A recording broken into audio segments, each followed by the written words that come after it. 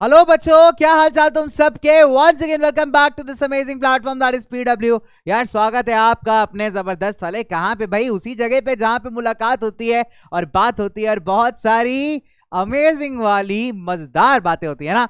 तो आ जाओ भाई, मैं आ चुका हूँ वापस आपसे मिलने के लिए। बाबू मशाए एक बार दोबारा से मेरे साथ एक और मजेदार कहानी हो जाए, है कि नहीं। तो भैया डिस्कशन करेंगे, इमोशन करेंगे, जानवर देखेंगे, बर्ड देखेंगे, मजेदार बातें करेंगे। तो क्या बोलते हैं भाई लोग, तैयार हो ना भाई लोग, तैयार हो तुम लोग। चलो बच्चा लोग, तो स्टार्ट करते हैं भैया हमारा आज का ओपी लेवल का सेशन, यानी कि ह्यूमन का एनवायरनमेंट के साथ इंटरेक्शन, ट्रॉपिकल और सब ट्रॉपिकल वाला रीजन। तो जल्दी से काम कर लो, क्या करना है, अपने पास ले आना एकदम जबरदस्त वाला स्नैक खाने के लिए और उसके साथ एक कॉपी और किताब नोट्स बनाने के लिए, है ना। तो जल्दी से आ जाओ, फटाफट से आ जाओ, बिकॉज मैं स्टार्ट करने वाला हूं भैया। क्योंकि रेणुका जी की कहानी बड़ी अमेजिंग है, क्योंकि इनके अंकल आए हुए हैं। जो इनके अंकल हैं वो एक वाइल्ड लाइफ फोटोग्राफर हैं और ये बड़ी एक्साइटेड है उनकी लाई हुई फोटोज को देखने के लिए। तो क्या आप भी एक्साइटेड हो? जल्दी से आ जाओ बच्चे, कमेंट सेक्शन के अंदर लगा दो भैया एक बार प्रेजेंट, ओपी हो जाए फटाफट से हमारे प्यारे प्यारे बच्चों के लिए। तो रेणुका जी कहानी के बारे में बात करेंगे, अमेज़न में रहने वाले लोगों की, गंगा ब्रह्मपुत्र बेसिन में रहने वाले लोगों की और इससे रिलेटेड वाइल्ड लाइफ और टूरिज्म की। चलिए, तो भाई रेणुका जी के अंकल ने इनको एक फोटोग्राफ दिखाई, उसमें बताया कि देखो बेटा रेणुका, इस फोटोग्राफ के अंदर कितने अलग अलग टाइप के लोग आपको दिख रहे हैं। ये इंसान बड़ा खतरनाक दिख रहा है, ये कितना स्मार्ट दिख रहा है, ये एक बड़ी अच्छी सी विमेन है, ये प्यारे प्यारे नालायक बच्चे हैं, यानी कि बहुत शैतान वाले बच्चे हैं बिल्कुल आपकी तरह। तो अलग अलग तरीके के बच्चे आपको यहाँ पे लोग दिख रहे हैं, उनका ड्रेसिंग स्टाइल डिफरेंट है, उनका कॉम्प्लेक्शन अलग है, उनके फिजिकल फीचर्स भी बहुत ज्यादा डिफरेंट है। तो बच्चे ऐसी तरीके के डिफरेंसेस आपको पूरे वर्ल्ड में, भारत के साथ साथ बाकी दुनिया के अलग अलग रीजन्स में देखने को मिलते हैं। जैसे अगर आप कभी जाइए तो जो आपको पहाड़ के लोग हैं वो काफी गोरे मिलेंगे। क्यों? वहां पे जो आपका हवा पानी है काफी क्लीन है ना, मस्त एकदम ठंडा ठंडा टेम्परेचर है और जो सन की हीट है वो इतनी ज्यादा ऑप्रेसिव भी नहीं है, तो उनकी स्किन वगैरह मस्त ग्लो मारती है ना। वही अगर हमारी बात कर लें भाई, हम लोग जो नॉर्दर्न प्लेन्स में लोग रहते हैं, अपने पास पोल्यूशन है, खूब सारा प्रदूषण है ना, एकदम खतरनाक, तुम चल रहे हो तुम्हारे मुंह पे एकदम धुआं आएगा। तो बच्चे कहाँ से तुम इतने खतरनाक दिख पाओगे, इतने सुंदर सुंदर कैसे दिखोगे, है ना। बट सारे के सारे अमेजिंग हो यार, तुम सारे सुंदर बच्चे हो, है ना। चलो, तो अगर हम बात करें अमेज़न बेसिन की, अमेज़न बेसिन पड़ता है बेसिकली ट्रॉपिकल रीजन के अंदर। अब सवाल ये आता है कि सर ये ट्रॉपिकल रीजन क्या चीज है, कौन सी बला का नाम बता दिया आपने ट्रॉपिकल रीजन, सर ऐसे ऐसे वर्ड्स कहाँ से ले आते हो आप, है ना। चलो, तो बच्चे अगर हम बात करें तो हमारी धरती, मेरी माँ को, मतलब धरती, हमारी माता, जो धरती माता है, इसको डिवाइड करता है आपका इक्वेटर, 0 डिग्री का इक्वेटर, ठीक है। चलिए, 0 डिग्री इक्वेटर ये आपको करता है हमारी अर्थ को दो पार्ट्स में डिवाइड, यानी ये कहलाता है नॉर्दर्न हेमिस्फेयर, ये कहलाता है आपका सदर्न हेमिस्फेयर। अब इसके बाद भी इसमें कुछ और इमेजिनरी लाइंस हैं, है ना, जिनको हम क्या कहते हैं, ट्रॉपिक ऑफ कैंसर और ट्रॉपिक ऑफ कैप्रिकॉर्न। तो ये लाई करती हैं 23.5 डिग्री नॉर्थ लैटिट्यूड पे, ये लाई करती है 23.5 डिग्री साउथ लैटिट्यूड पे। फिर ये वाले जो हैं आपके पोलर रीजन्स कहलाते हैं, जहाँ पे बहुत सारी ठंड पड़ती है, बहुत सारी ठंड पड़ती है ना, ये आपके आर्टिक एंटार्टिक सर्कल कहलाते हैं। ये 66.5 डिग्री नॉर्थ पे, इधर 66.5 डिग्री साउथ पे, ठीक है। चलो, अब मजे की बात ये है बच्चे कि जो आपका बेसिकली ये वाला रीजन है, ठीक है, ये वाला जो आपका रीजन है बच्चों, ये कहलाता है आपका ट्रॉपिकल रीजन या फिर ट्रॉपिक्स। अगर आप देखेंगे तो हमारे सूरज चाचू की जो सनरेज हैं वो सबसे ज्यादा इक्वेटर के पास आती हैं या फिर इस ट्रॉपिकल रीजन के पास आती हैं। इक्वेटर के जो एकदम पास वाला एरिया होता है ना बच्चे, वो कहलाता है इक्वेटोरियल एरिया। तो यानी इस इक्वेटर के एकदम पास वाला जो एरिया होता है ये कहलाता है आपका इक्वेटोरियल एरिया। मैं काम करता हूं उसमें थोड़ा डार्क कलर भी यूज कर लेता हूं ताकि तुमको और मजेदार तरीके से दिख जाए, ठीक है। ये भैया इसको और डार्क कर लिया, इसको थोड़ा सा और डार्क कर लिया, इसको थोड़ा सा और डार्क कर लिया। ओ भाई जल्दी से हो जाओ, चलो इसको थोड़ा सा और डार्क कर लिया, here we go, ओके बढ़िया। चलो, तो इतने सारे हमने डार्कर डार्कर बना लिए। अब मेरे को लग रहा है थोड़ा थोड़ा तो तुमको मस्त वाला दिख ही रहा होगा, है ना। चलो, तो बात ऐसी है भाई कि ये वाला जो रीजन, इक्वेटर के पास वाले का जो रीजन है बच्चे, आपका कहलाता है इक्वेटोरियल रीजन। और 23.5 डिग्री नॉर्थ या साउथ हेमिस्फेयर दोनों जगह आप जाओगे तो ये जो रीजन कहलाता है आपका कहलाता है ट्रॉपिकल रीजन, ठीक है। अब मजे की बात यह है कि बच्चे वो रीजन है जहां पे धूप सन की अच्छी खासी पड़ती है, मतलब मस्त अमाउंट ऑफ धूप आपको मिलती है, रेनफॉल भी ठीक ठाक मिल जाती है। तो as a result in regions के अंदर जो जंगल आपको मिलेंगे ना बच्चे, वो बहुत घने घने जंगल मिलेंगे। जैसे इंडिया में अगर आप आइलैंड जाइए, लक्षद्वीप जाइए, अंडमान निकोबार जाइए, तो वहां पे आपको घने घने रेन फॉरेस्ट, घने घने एवरग्रीन फॉरेस्ट मिलेंगे, जंगल मिलेंगे। और यही हाल हमारे अमेज़न बेसिन का भी है, यानी वो एरिया जहां से अमेज़न नदी फ्लो करती है, राइट। अमेज़न से मेरा मतलब वो नहीं है अपनी दुकान जहां से आप बहुत सारा सामान मंगाते हो, यहाँ पे मेरा मतलब है द अमेज़न रिवर। तो ट्रॉपिकल रीजन जो कि हमारे इक्वेटर के बहुत क्लोज लाई करता है, उसको हम कहते हैं इक्वेटोरियल रीजन। तो मैंने आपको बताया इक्वेटर के पास वाला एरिया कहलाता है आपका इक्वेटोरियल रीजन। अब वो जगह जहां पे एक रिवर किसी और वाटर बॉडी के साथ जाके मिलती है, उसको हम कहते हैं माउथ ऑफ द रिवर। क्या कहते हैं बच्चों? Mouth of the river.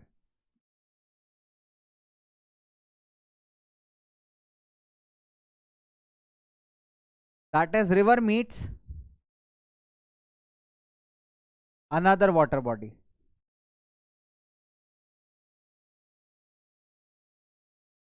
ये कहलाता है आपका माउथ ऑफ अ रिवर। तो बहुत सारी ऐसी ट्राइब्यूटरीज होती हैं बच्चे जो अमेज़न रिवर को ज्वाइन करती हैं from the Amazon basin. And ये वाली जो अमेज़न नदी है, ये कौन कौन से एरियाज को कवर करती है? ब्राजील को, पेरू के कुछ पार्ट्स को, बोलिविया को, इक्वाडोर को, कोलंबिया को, और छोटा सा पार्ट वेनेजुएला का। तो जब हम ड्रेनेज बेसिन की बात करते हैं या किसी भी रिवर के बेसिन की बात करते हैं, सो बेसिकली हम उन एरियाज की बात कर रहे हैं जिससे आपका रिवर फ्लो कर रही है, जहां पे रिवर का पानी अवेलेबल है, रिवर का पानी जिन लोगों को मिल पा रहा है, राइट। ट्राइब्यूटरीज बच्चे बेसिकली क्या होता है? नदी की छोटी ब्रांचेस हैं, छोटी नदियां हैं, यानी एक मेन रिवर है, वो मेन रिवर कई सारी छोटी नदियों में डिवाइड हो जाती है, और ये जो आपकी छोटी नदियां हैं बच्चे कहलाती हैं ट्राइब्यूटरीज ऑफ अ रिवर। फिर फाइनली जब रिवर किसी सी या ओशन के साथ मिलने जा रही होती है, ये सारी ट्राइब्यूटरीज एक साथ कंबाइन होती हैं और फाइनली रिवर जो है ओशन के साथ जाके मिल जाती है, राइट। तो ये पूरा रिवर की कहानी ऐसे ही चलती है। तो कभी और रिवर की कहानी जब डिटेल में पढ़ाऊंगा बच्चों आपको, तब जरूर से बताऊंगा कि कैसे रिवर चलती है, ठीक है। चलो आगे बात करते हैं। अब अमेज़न बेसिन जो है बच्चे, that stretches directly on equator, और यहाँ का जो क्लाइमेट है, कैसा वाला क्लाइमेट है भैया? हॉट एंड वेट क्लाइमेट है। हॉट एंड वेट का मतलब है कि बेटा गर्मी भी बहुत पड़ती है और बारिश भी बहुत होती है। इधर गर्मी भी बहुत पड़ती है और बारिश भी कतई होती है, यानी बारिश भी बहुत होती है। और इसी के लिए तो भैया यहाँ पे बड़े बड़े पेड़, जंगल और घास होती है, ठीक है। तो दोनों चीजें आपको याद रखनी बेटा। तो the day temperatures are very high, तो दिन में रहेगा हाई गर्मी और रात में बहुत हाई ह्यूमिडिटी होती है। दिन में मतलब बहुत हाई गर्मी और बहुत हाई ह्यूमिडिटी होती है, और रात का टेम्परेचर तो कम होता है लेकिन ह्यूमिडिटी कम नहीं होती है। तो दिन की क्या बात करें साहब, दिन में तो बहुत गर्मी और बहुत ह्यूमिडिटी होती है, और रात में टेम्परेचर कम तो होता है सनम, लेकिन ह्यूमिडिटी उतनी ही होती है कि नहीं? तो भैया यहाँ की कहानी बहुत बड़ी। ह्यूमिडिटी मतलब chip chip chip chip, skin एकदम स्टिकी स्टिकी फील होता है ना। कभी भी आप देखो मई जून के टाइम पे बहुत सारी धूप और बहुत गर्मी हो और बारिश हो जाए और फिर से धूप सी निकल आए, तो बच्चे क्या होता है? आपको बहुत स्टिकी फील होता है, बहुत स्वेटिंग आप करते हो, है ना। वो क्यों होता है? Because of humidity, right. तो वो वैसा टेम्परेचर बच्चे आपको यहाँ पे हमेशा मिलेगा कि रात में टेम्परेचर तो कम होगा लेकिन ह्यूमिडिटी यहाँ पे डाउन नहीं होगी, राइट। चले एक और इंपॉर्टेंट पॉइंट बच्चों, वो क्या है भाई? कि जो आपका अमेज़न बेसिन आप देख सकते हैं इस मैप में कहां कहां एरियाज को कवर कर रहा है। तो ये सारे एरियाज हैं जहां से आपके अमेज़न रिवर और उसके ट्राइब्यूटरीज पास कर रही हैं। तो आप ये पूरा बच्चे मैप पे देख सकते हो कि this is called as the Amazon basin, right, या अमेज़न रिवर बेसिन।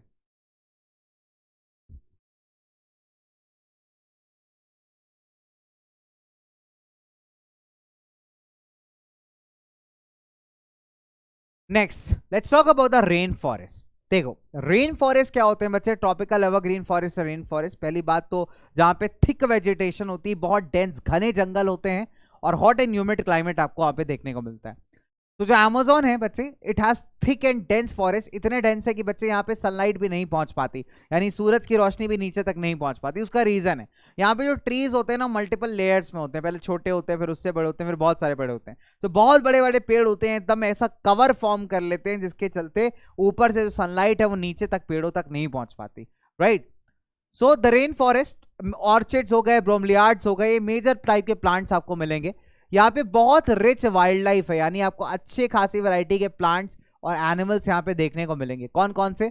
जैसे यहाँ पे बर्ड्स होती हैं, टोकन्स हो गई, हमिंग बर्ड्स हो गई, बर्ड्स ऑफ पैराडाइज हो गई, ओवरसाइज बिल्स हो गई। तो इस तरीके की चिड़िया आपको बहुत ज्यादा मिल जाएंगी यहाँ पे।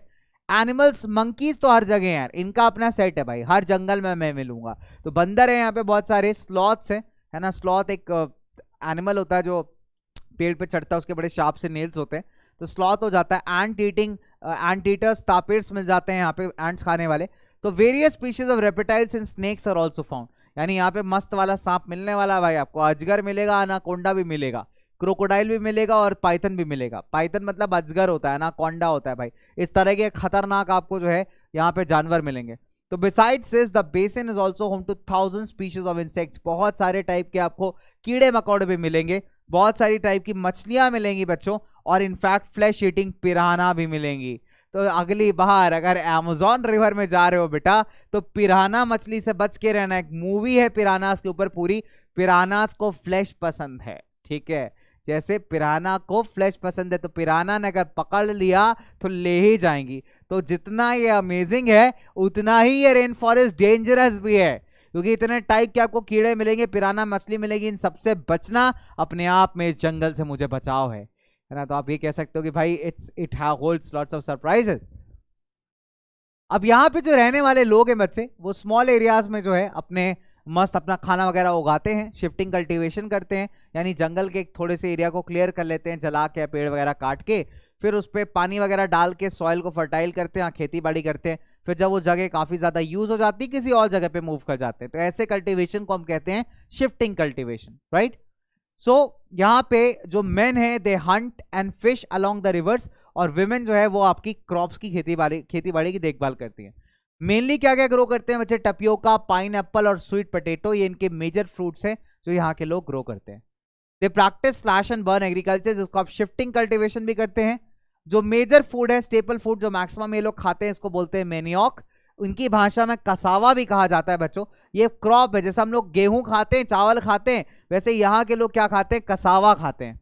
That grows under the ground, जैसे आपका आलू होता है ना बच्चे, जैसे आलू उगता है ना जमीन के अंदर, वैसे ये कसावा भी उगता है, तो ये लोग वैसे ही आलू जैसा ही होता है। They also eat queen ants and egg sacs, बच्चे एंट्स भी खाते हैं लोग, कैन यू इमेजिन, रानी चींटी होती है ना, उसको भी खा लेते हैं। ये आप सोच रहे हो ये अक्सर या कैसी बात कर रहा हूँ, है ना, सर को भी ऐसा फील आया, कैसे खा सकते हैं, बट खा लेते हैं। तो मस्त आप जैसे आलू के साथ रोटी लगा खाते हो ना, आलू के साथ चींटी लगा खाते हैं, मस्त एंट्स खाते हैं, रेड वाली एंट्स, ठीक है। कैश क्रॉप्स भी बच्चे यहाँ ग्रो किए जाते हैं, जैसे कॉफी हो गया, मेज हो गया, कोको हो गया, जिससे आपकी चॉकलेट बनती है बच्चे, तो वो भी काफी बड़ी क्वांटिटी में ग्रो की जाती है। ये जो रेन फॉरेस्ट हैं, they provide a lot of would, बहुत सारी लकड़ी प्रोवाइड करते हैं घरों के लिए। कुछ फैमिलीज जो हैं ऐसे मतलब बी हाइव्स इस तरीके के बच्चे घरों में रहती हैं, कुछ इस तरीके का थाच रूफ है, ऐसे करके झोपड़ियां बना के रहते हैं, है ना। तो ऐसी फैमिलीज बच्चे इस टाइप से भी रहती हैं। Now there are other large apartments, कई लोग बड़े बड़े घर में भी रहते हैं, इसको मलोका कहते हैं। क्या बोलते हैं बच्चों, मलुका। तो इनकी जो छतें होती हैं वो स्लैंटिंग होती हैं। कुछ लोग ऐसे छोटी सी झोपड़ियों में रहते हैं, है ना, जो जैसे मधुमक्खी का छत्ता नहीं होता है, तो वैसे इस तरीके से इतना सारा इनका जो रूफ होता है इतना थाश मतलब घास वास से बिल्टअप होता है। तो कुछ लोग वैसे घर में रहते हैं, कुछ लोग अपार्टमेंट टाइप्स बड़े घरों में रहते हैं, जिसको हम मलाका कहते हैं या मलुका कहते हैं इनकी भाषा में, ठीक है। पुराने जमानों की बात है यार, पुराने दिनों की बात है। इन द ओल्डन डेज जो हार्ट ऑफ द फॉरेस्ट था, that could be reached only by navigating the river. Can you imagine, मतलब अगर आपको जंगल के बीच तक जाना है तो सिर्फ और सिर्फ आपको नदी पार करके ही जाना पड़ेगा, और नदी में बहुत सारे क्रोकोडाइल्स हैं, बहुत सारी पिराना मछली हैं जो आपका इंतजार कर रहे हैं, आओ ना नदी में आओ ना, है ना। तो ऐसे करिए, आओ भाई आओ नदी में आओ। तो आप कह रहे हैं हाँ हाँ आता हूँ बेटा आता हूँ, कहेंगे आओ तो सही, फिर तुम्हें बताते हैं आओ कभी नदी में, है कि नहीं। तो भाई 1970 में जो हाईवे बना अमेज़न को क्रॉस करता हुआ, that made all the parts of rain forest accessible. अभी एयरक्राफ्ट और हेलीकॉप्टर्स भी यूज किए जाते हैं यहाँ पे अमेज़न के बहुत सारे जंगलों में जाने के लिए, ठीक है। लेकिन पहले सिर्फ नदी के सहारे जा सकते थे। तो इंडिजिनस यहाँ के जो लोकल पॉपुलेशन है बच्चों, जो यहाँ की नेटिव पॉपुलेशन है, नेटिव बोले तो लोकल पॉपुलेशन, ठीक है, that settled in the new areas. ये कई सारे नए जगहों पे शिफ्ट हो गए, जहां पे अभी भी ये अपने तरीके की फार्मिंग जो है, अपनी शिफ्टिंग एग्रीकल्चर प्रैक्टिस करते हैं। The development activities are leading to gradual destruction of biologically diverse rain forest. अब जितना ज़्यादा वहाँ पे डेवलपमेंट हो रहा है, जितने ज़्यादा फैक्ट्रीज वगैरह ओपन अप करने का ट्राई किया जा रहा है, इंडस्ट्रीज के लिए वहाँ पे फॉरेस्ट को एक्सप्लॉइट किया जा रहा है, इसकी जो धीरे धीरे जो इकोलॉजिकल बैलेंस था, जो इसकी नेचुरलिटी थी बच्चों, वो खोती जा रही कहीं ना कहीं। ऐसा एस्टिमेट किया जाता है कि बहुत बड़ा एरिया जो है एनुअली हर साल बच्चे इस पूरे फॉरेस्ट का डिसअपियर हो रहा है, जो अपने आप में एक recent like kind of concern है ना। तो अमेज़न रेन फॉरेस्ट अपने आप में एक बहुत बड़ा घर है, अपने आप में एक बहुत बड़ा कह सकते हैं हैबिटाट है multiple species of animals, plants, birds, insects के लिए। लेकिन ह्यूमंस क्या है, ह्यूमंस ग्रीडी हैं, लालची ही रहेंगे, इनका कुछ नहीं हो सकता। एज ए रिजल्ट अपने लालच के चलते हम लोग क्या कर रहे हैं, इनका बहुत ज़्यादा नुकसान कर रहे हैं, है ना।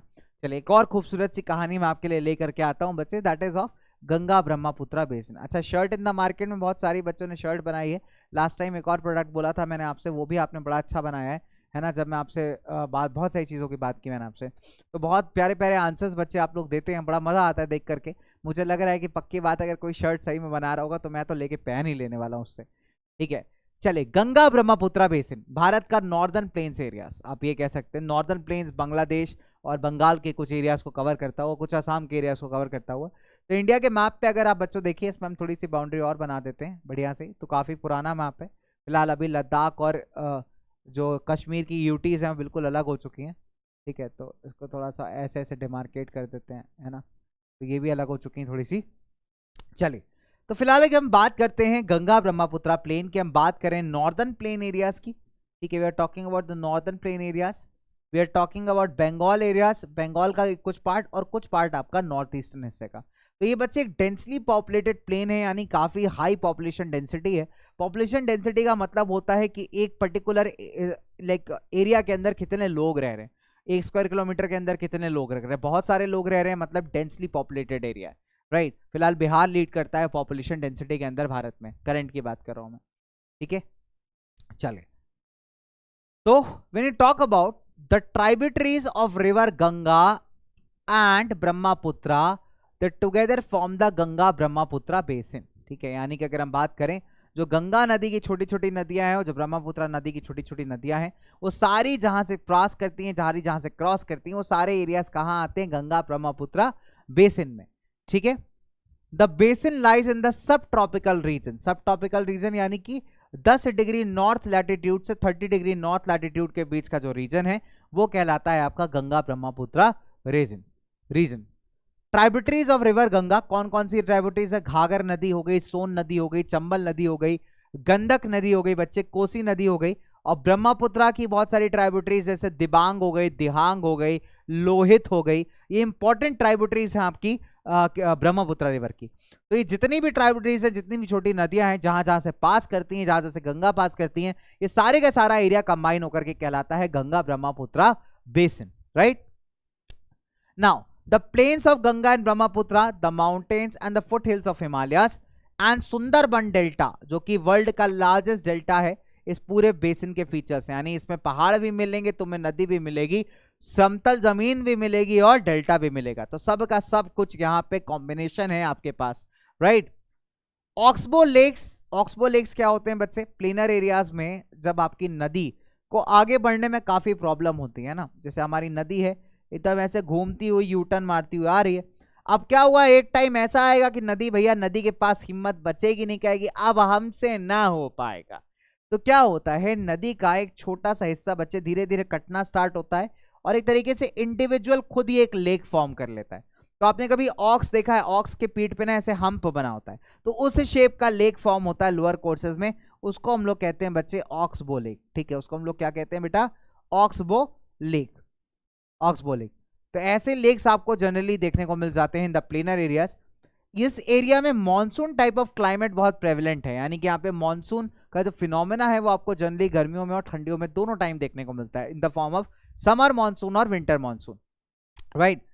The monsoon brings rain from mid June to सितंबर एंड समर्स काफी हॉट होते हैं एंड विंटर्स उतने ही ठंडे, ठीक है। और जल्दी से खा लो, रखे हैं फ्रिज में अंडे। तो विंटर्स होते कूल और विंटर्स होते हैं आपके, समर्स होते हैं हॉट और विंटर्स होते ठंडे, जल्दी से खा लो रखे हुए फ्रिज में अंडे, है ना। बहुत ही बेकार शायरी मुझे पता है, माफ करिए इस चीज के लिए। देखो कितना सुंदर सा वाराणसी का घाट है। तो नॉर्दर्न प्लेन्स के बहुत सारे बड़े बड़े सिटीज जो है वो आपके गंगा ब्रह्मपुत्रा रीजन में आते हैं, है ना। इसमें यहाँ पे बच्चों बहुत तरीके के हम लोग क्रॉप्स ग्रो करते हैं, अलग अलग तरीके के, जैसे वीट हो गया, मेज हो गया, चना हो गया, ग्राम हो गया, है ना। तो इस तरीके के बहुत सारे क्रॉप्स हम लोग ग्रो करते हैं। शुगर केन, गन्ना हो गया, है ना। जूट हो गया, वेस्ट बंगाल में जूट काफी ग्रो किया जाता है, जिससे बहुत सारे बैग्स बनते हैं, बोरियां बनती हैं। तो बंगाल और आसाम जो है फेमस है अपने टी प्लांटेशंस के लिए। आसाम में आपको पता है आसाम की चाय पूरे वर्ल्ड फेमस है, बहुत सारी जगह फेमस है, एक्सपोर्ट होती है, भारत में भी यूज की जाती है। तो Assam, West Bengal both are famous for tea plantations, right. Silk produce की जाती है बच्चे यहाँ पे, सिल्क वॉर्म्स को कल्टीवेट करके in Bihar and Assam, that is amazing. Crops यहाँ पे टेरेस फार्मिंग की जाती है। टेरेस क्या होता है कि जैसे आपने पहाड़ों में देखा होगा ऐसे छोटे छोटे स्टेप्स बना दिए जाते हैं, ऐसे स्टेप्स के अंदर फार्मिंग की जाती है, राइट। तो टेरेस फार्मिंग यहाँ पे काफी फेमस है जब आप माउंटेनियस रीजन या हिली रीजन्स में आते हैं। वेजिटेशन कवर बेसिकली बच्चे डिपेंड करता है आपके लैंडफॉर्म्स पे। अगर आप पहाड़ों में जाएंगे तो आपको काफी कम वेजिटेशन मिलेगा, डिपेंड कर वेजिटेशन। यहाँ पे दो चीजों को हम रेफर करें, पहली बात तो जो नेचुरल फॉरेस्ट है, और साथ ही साथ बच्चे जो थोड़ा बहुत आपको देखने को मिलते हैं पेड़ वगैरह, तो अलग अलग जगह आपको अलग अलग मिलेंगे। जैसे अगर आप नॉर्दर्न प्लेन्स में आएंगे तो आपको खेती बाड़ी की जमीन ज्यादा मिलेगी, नेचुरल फॉरेस्ट कम मिलेंगे। और वही अगर आप हिल्स या माउंटेन्स में जाएंगे तो नेचुरल फॉरेस्ट ज्यादा मिलेंगे और खेती बाड़ी आपको काफी कम मिलेगी। तो ये सारी चीजें डिपेंड करती हैं आपके अलग अलग चीजों पे। चलिए, तो माउंटेन मेज ये हमने पढ़ लिया ऑलरेडी। चलिए आगे बढ़ते हैं, थोड़ा सा रिपीटेटिव है, okay.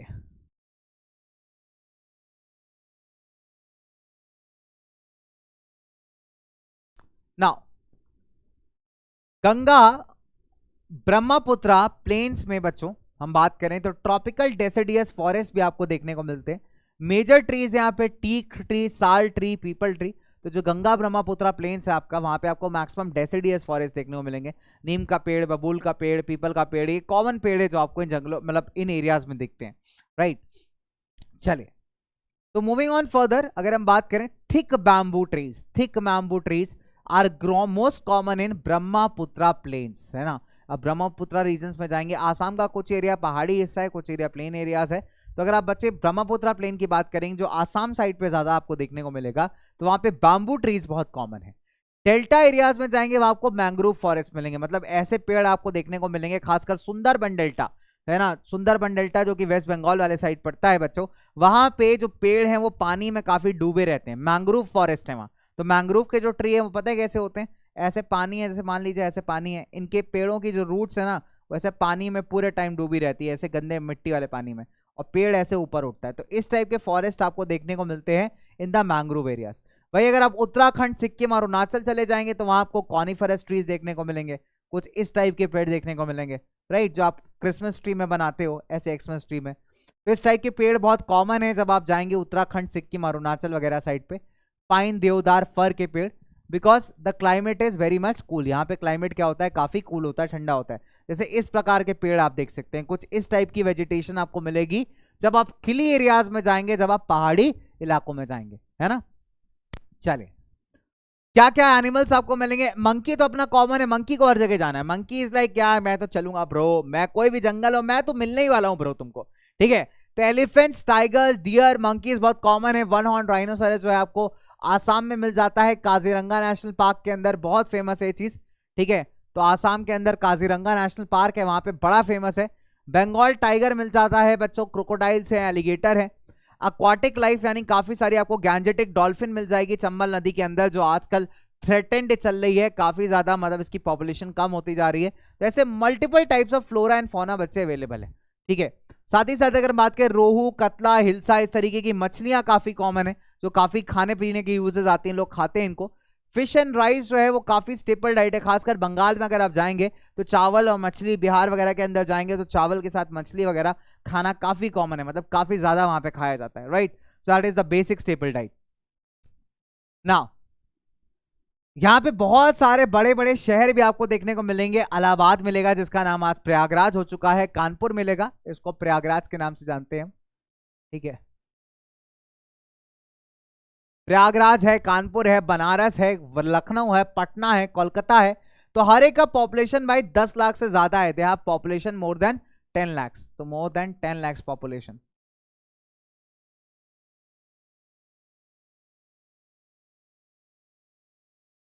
Population more than 10 lakhs है बच्चों। और यहां से जो वेस्ट वाटर निकलता है, जो गंदा पानी निकलता है, वो मैक्सिमम कहां गिरता है, जाके सीधे सीधे नदियों के अंदर। तो आप ये कह सकते हैं कि भाई नदियों की हालत जो है वो काफी खराब है, काफी बुरी हो रखी है because of this industrial pollution. और ये पोल्यूशन क्या है कि नदियों के अंदर जो एक्वाटिक लाइफ है उनको भी कहीं ना कहीं बहुत ज्यादा इंपैक्ट करता है ना। तो हमें क्या करना है, हमें भाई फाइंड आउट करना है कि किस तरीके से इस पोल्यूशन को कंट्रोल किया जा सके, इस पोल्यूशन को रोका जा सके। साथ ही साथ अगर हम बात करते हैं भाई, तो आपके जो मीन्स ऑफ ट्रांसपोर्टेशन है वो पूरे गंगा ब्रह्मपुत्र बेसिन में वेल डेवलप्ड है, चाहे वो एयरवेज हो, चाहे वो रोडवेज हो, चाहे वो वाटरवेज हो, किसी भी तरीके से जाइए सारे के सारे ट्रांसपोर्ट मीडियम्स आपको मिलेंगे, रेलवेज भी, ठीक है।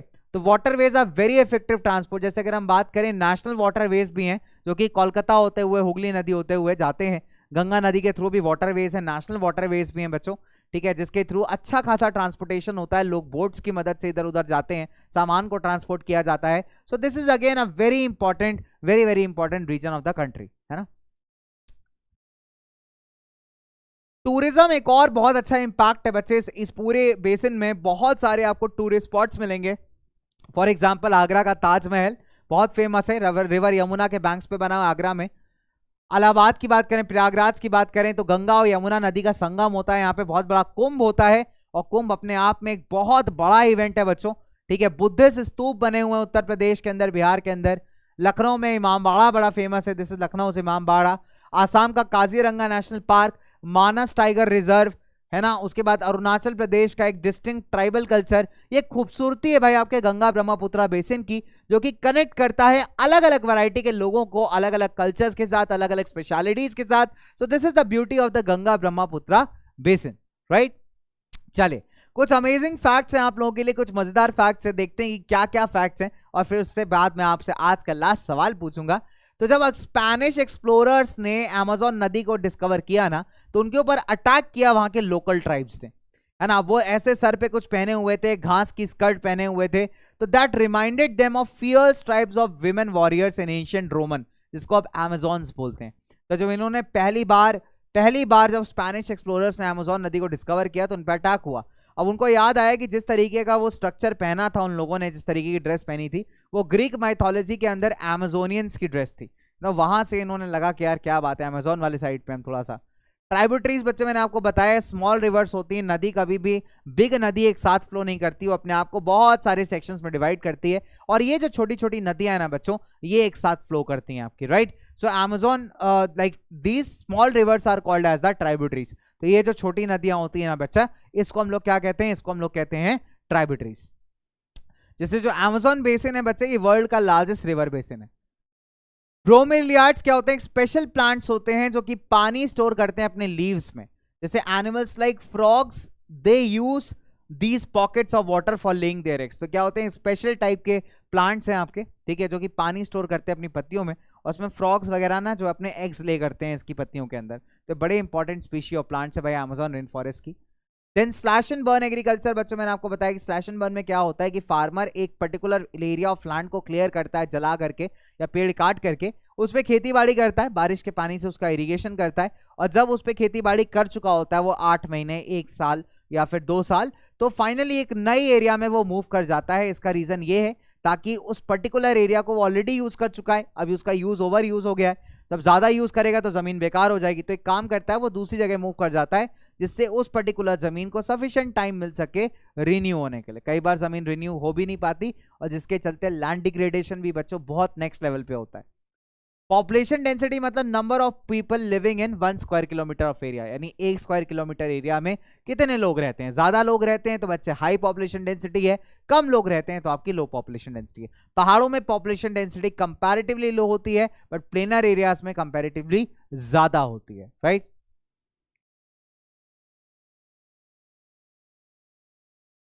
टेरेसेस बच्चे, ये टेरेस फार्मिंग मैंने आपको बताया ना, ऐसे स्टेप्स काट देते हैं फार्मर, जिससे जब पानी बरसता है ना तो बहुत तेजी से नीचे नहीं जा पाता। अदरवाइज क्या होगा, अगर पानी को अच्छा स्लोप मिल जाएगा तो बड़े आराम से सॉइल को उड़ा के ले जाएगा और सॉइल इनफर्टाइल हो जाएगी। तो इसलिए इस टाइप की टेरेस कल्टीवेशन आपको पहाड़ों में बहुत कॉमन नहीं मिलेगी, है ना। गैंजेटिक डॉल्फिन बच्चे, इसकी बात मैं कर रहा था, ब्लाइंड डॉल्फिन भी मिलती है और गैंजेटिक डॉल्फिन भी मिलती है आपको। So in fresh waters of Ganga and Brahmaputra a variety of dolphin called susu dolphin, जिसका नाम है ब्लाइंड डॉल्फिन। तो भाई मैं डॉल्फिन की बात कर रहा हूं, कुछ और मत समझ लेना, ठीक। चलो, तो ब्लाइंड डॉल्फिन मिलती है बच्चे, the presence of this dolphin indicates health of river, मतलब कुल मिलाकर के अगर पानी बहुत साफ होगा तभी आपको डॉल्फिन मिलेगी। अगर ये डॉल्फिन मिल रही है तो मान लीजिए पानी का जो क्वालिटी है वो बहुत साफ है। लेकिन अभी रिसेंट टाइम में जो अर्बन वेस्ट है, जो कूड़ा करकट जो पानी में गिर रहा है, उसके चलते इनकी पॉपुलेशन डिक्लाइन होती जा रही है, राइट। अब बच्चों, भारत को स्वच्छ बनाने के लिए भैया 2 अक्टूबर 2014 को हमारे प्रधानमंत्री श्री नरेंद्र मोदी जी ने स्वच्छ भारत मिशन स्टार्ट किया था, जिसका इंपैक्ट काफी कुछ दिखना स्टार्ट हो गया है भारत में, लेकिन अभी भी it's a long way to go, right. Same way बच्चों, गंगा को प्रिजर्व करने के लिए पहले से भी एक गंगा एक्शन प्लान चल रहा था, national river conservation plan ongoing था 1980 से, लेकिन फिर भी हमारे श्री नरेंद्र मोदी जी ने जो था एक अनदर प्रोग्राम स्टार्ट किया, दैट इज नमामि गंगे, जिसका पूरा फोकस है गंगा के अराउंड के एरियाज को बेटर करना, गंगा नदी को साफ करना, पोल्यूशन को कम करना। So that's a considerable amount of good effort, right. चले, एक केस स्टडी है, मजेदार केस स्टडी है बच्चे लेक्स के बारे में, है ना, कि भाई विनोद विनोद आ गया यार, विनोद देख रहे हो कैसे लेक गंदा किया जा रहा है।